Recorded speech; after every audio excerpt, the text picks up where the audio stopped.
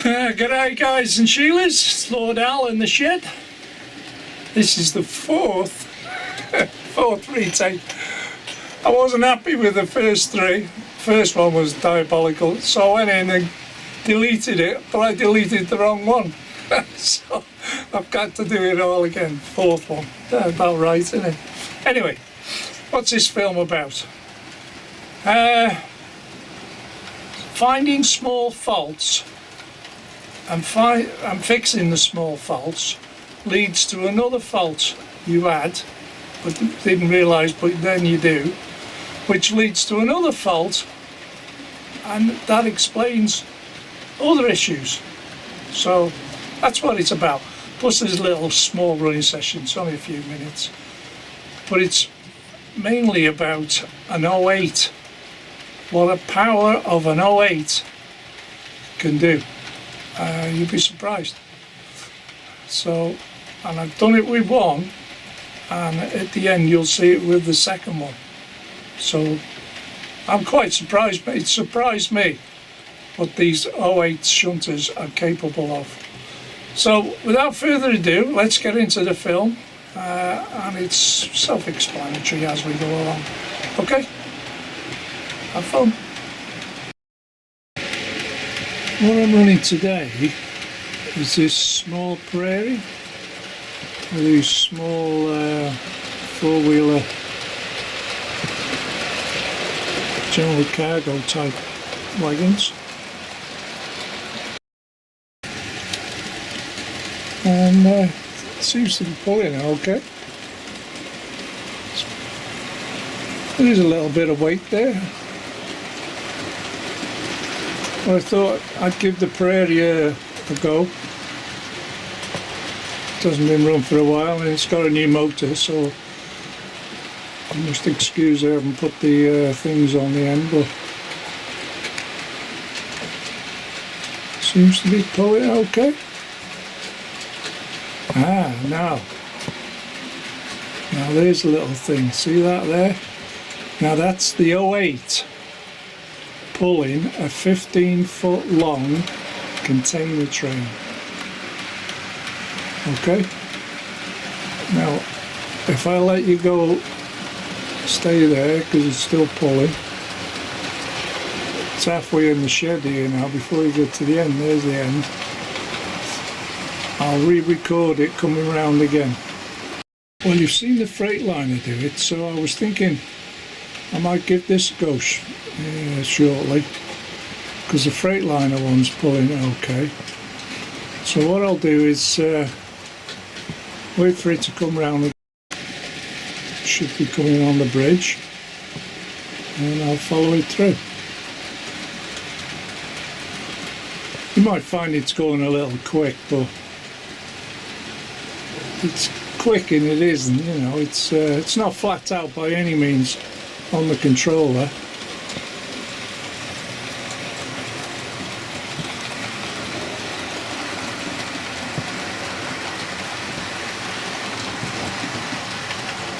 Of course I can't get it all in shot because it's too big.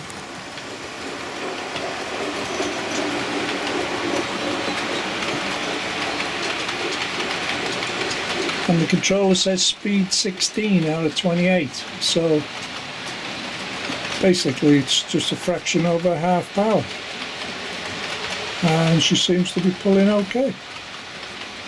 There's the end of it, and if I flick you to the other side now without stopping, just excuse the tablet, here it comes. Where is it? There we are. It's a bit of an incline this side there. Now she's levelled off.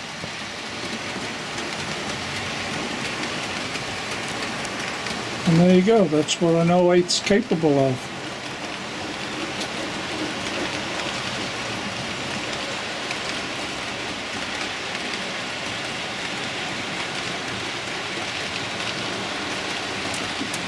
And I wouldn't say it was overstressing it either.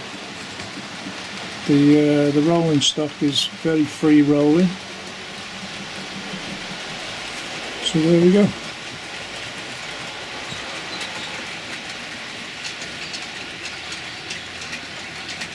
And the other thing I got out today is the LMS setup.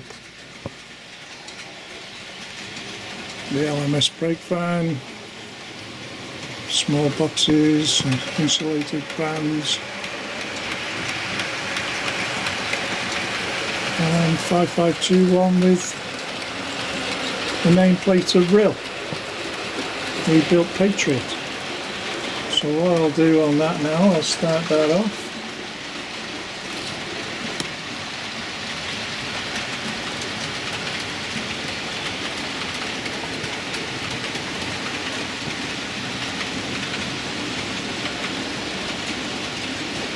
There we go.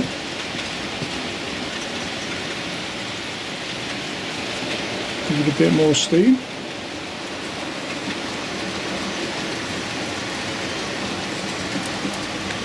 And if everything goes right, whoops, after I did that bit, if everything goes right, they should all end up on the bridge.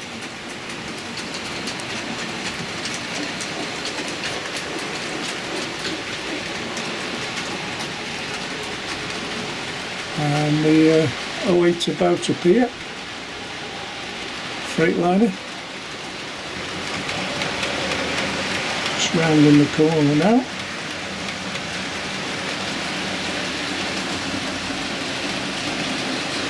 And there we go.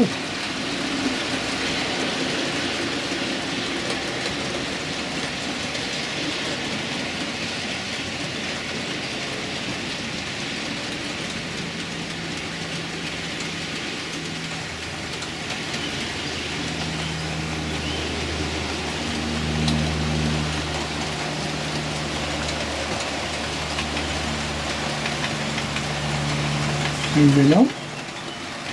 Right, one of the updates is I got these 3D printed Trellis Support sort of thing for my local model shop, which are now on sale. Not the main beam in front, that's your normal one, I can't remember who they are. Comes in one piece, but those at the back there, that's the ones he 3D prints. So if you'd like them, to go to his website, Rudland Models on eBay. They're about £3 or £4, but they're not expensive. What else have I got to show you? I've been doing a couple of things down here. I've put this off-road forklift type thing. Got a battery down here, a small box, small forklift, portable generator. Oh, and a skip. I've got a skip now. You never know when you need them. Updates. Oh, I painted the wall. Oh, come into focus. There we go. I painted the doors. Little things, that's what's going on at the moment anyway, so it's nice. The other small update was doing live streams. The last one we did with Robert, doing it on oh, what's it called, OBS, is it? No, StreamYard. Did it on StreamYard. Robert was hosting, but he had two others besides me. So we had Anthony Dodge and Andy Hot Dog Pilot and myself, all four of us. It was quite funny. It was funny at times. Fair dues. Oh, and the other little thing I need to show you is Dapole's wheels. A little fault turned up, which I investigated and found a cure for it. Back in a sec. I'm going to attempt to show you what I found. Now, some of these are old wheels, and I think most of these are still. Yeah, here's one here. Right, I've got one. Only need one to demonstrate to you. Yeah. Right, if I hold that there, where is it? It's very difficult because I'm on there. I'm trying to, because the camera's back to front. Now if you look at the pin bearing, yeah, it's metal all the way to the wheel. You can just about see the plastic inserts, yeah? So when you put it into your bogie frame, there is a little bit of play and it allows to move sideways. Now the Dapol wheel I bought, wheels, if you look at this, if I can get it right, see how the plastic insulator sticking out and it goes right to the top of the axle before it starts to taper. So if I can get this at the right angle, there. It's awkward trying to do this because it's. Can you see that? Well, what happens when you put this into a frame? That plastic insulator starts rubbing against the bogie, so it causes drag. It won't allow it to freewheel spin. So all you do is get a sharp knife, just like that, and you go around it and cut it off, basically. If I demonstrate to you, and because you're using a sharp knife, you've got it tight up against the wheel.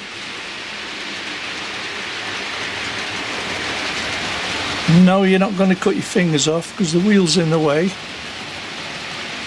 unless you do a silly slip like that. But it's a millimetre in a way, but that would cause friction on your side of your bogie for the wheel not to spin. It's just something I found while you're messing about. Now, if you can see that, that's how much you've trimmed off, but that will cause drag on your rolling stock. Yeah? Now it's flush. The wheel insulator is flush with the axle, basically. It's just something to be aware of. Dapol wheels. Great wheels, can't fault them. But I wondered why there was a certain amount of drag on certain items I changed, and then I realised. Especially when I did the rear flashing light on the Freightliner hopper. I thought, why isn't these wheels spinning? They shouldn't be as tight as this. And I put it down to drag in the end, and it wasn't. It was the insulators. And there you go. Quick fix. Cheap. And you've still got a brand new wheel. There you go. So, that's just a couple of little updates. The main thing I've been playing with the TV, getting the signal right. Proved it's reliable, it's strong, so the live streams are great. Took me a while to get there. A lot of testing, as you've seen in the films, and people saying, oh, I missed it. Well, it wasn't there to do something, it was there to test the system. But I've found the way now, and the way was, everything you do on Wi-Fi is 2.4 gigahertz, okay? Now, from my router will not power this system I've got here from the position it is in the house, so I use boosters, and it's hardwired from the router to the first booster. That sends a signal to the second booster, which sends the signal to me, so it sort of boosts the signal all the way. But it won't do it in 2.4 gigahertz. but on my system it's a dual system which is 5 gigahertz. So I turn this over the receiver onto 5 gigahertz, or 5G as you want to say. Yeah, 5G. I can't remember, it's 500 gigahertz or something like that. Anyway, it's 5G, and I get a perfect reception. My download speeds are fantastic, my upload speeds are fantastic, so I'm getting full signal strength because I went over to 5G. It's amazing because of the boosters. But that's where I've been putting a lot of my time in, getting this right. We did a 2-hour live streams, and it was perfect. So I haven't done a lot here. So most of my time's on here. Oh, I'll show you another little fault that's turned up. That cost me, I'll tell you, as you do. Let me get the component out and I'll show you. Right. I had a single slip to the right of the camera where it is now. And what was happening, that the rolling stock was banging going across it. But what was happening was this frog, the plastic frog, had worn out. So as the Loco was going across, it was hitting the end of the steel rail. So they were jumping up because the plastic frog would actually wore out. And it's not so bad that end, because that's where it was running off, because this was a directional frog. That was the main line through, and this was a crossover from the engine sheds. But as the main line went through, this was wearing here. Like I said, it was hitting the end of this rail and bouncing up. And then on closer inspection, I touched this one and it fell off. Mind, it's been on a long time, this one. So what I'll show you now is what I've replaced it with. And then I found another fault. Now, where this where the Navy train's going across, I've put in a double slip, which gives me more options.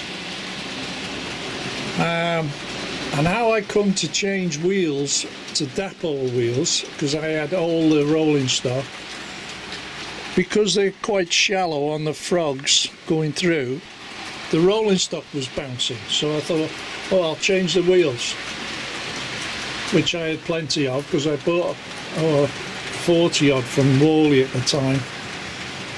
And then I found out the insulator was protruding, and that's how that found that fault. So one fault leads to another, all because I didn't like me rolling stock bouncing off the end of the frog, touching the end of that there. And as you can see there now, it glides across, yeah? It was worse with single axles, not twin axles. So changing that there to a double slip gives me greater options. On a single slip I could only go left or straight on, yeah, and obviously across the other track. Now a double slip, I can go from either track, either way, so that's increased my operational thing. Now here, when I come to change it, you'll see there's a rail missing there, and that dislodged itself. So I've taken it out. And what I couldn't understand was, every time the train got to here, it was bleeping on the control system. It was shorting. It got that momentarily shorting. And I couldn't work it out. And I kept watching and close. Yeah, watching it so close is unreal. I was moving stuff to try and get as close as I can to see what the problem was. But what it was, this rail was actually loose and it twisted slightly. So it made it above this rail. They're supposed to be equal heights. And because this was slightly twisted here, as it got to the frog point, that's where it was shortened across. Because there was this fraction of a thousandth of an inch difference. Because as the wheels went across the frog there, it was touching lower. Because as you can see, there are trains here now. If you're not exactly level on there, is it there? Yeah. That point there, see, there's not much gap between them. So if one rail becomes dislodged for whatever reason, and it got a slight twist as the wheel goes across, it touches the other side and gives you that momentary short. But now I found the issue, because it showed up when I replaced this fell apart. Then I understood that fault. So there you go. So I've got to replace that one now as well. There's no point in repairing them, no point. You never get it right. It's just cheaper and easier just to replace it. It's only a 10-minute job doing that. So there you go. So that's the sort of time and effort I've been putting in lately to what I've been doing in the shed. So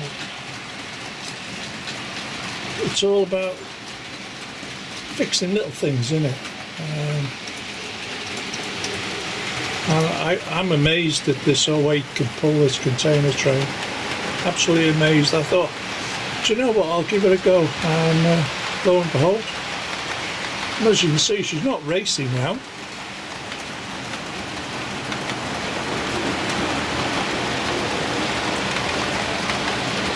And it's only just a fraction over half speed on the, and it's pulling extremely well.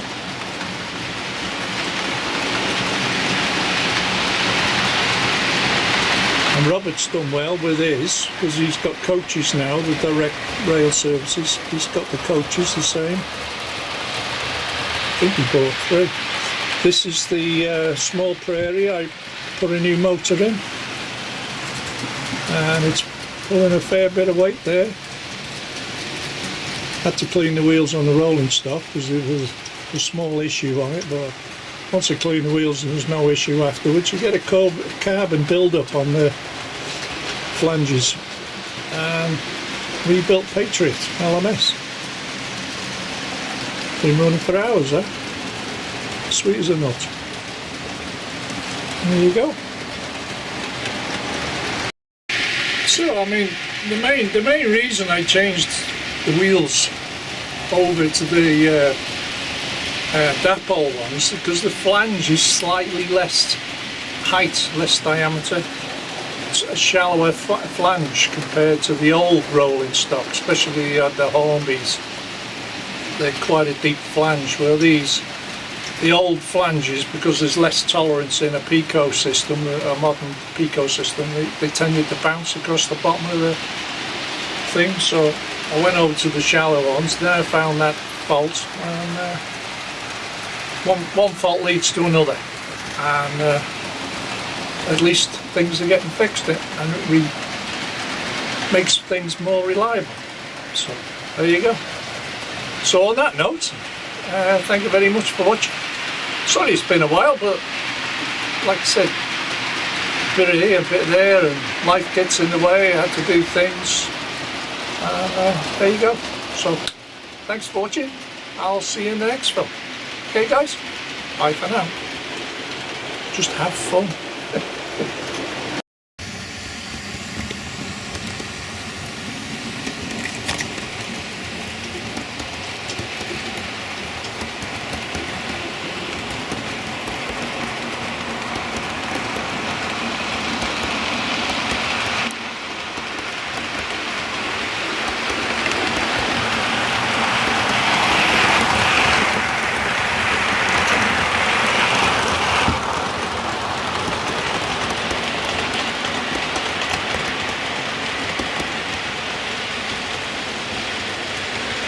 There you go.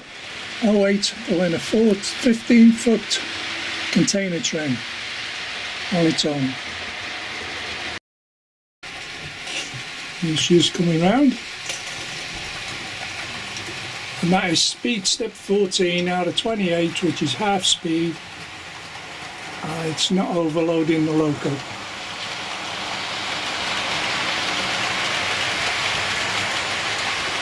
Just goes to show how strong these 08s are. And having good rolling stock, freewheeling rolling stock. Here's the end.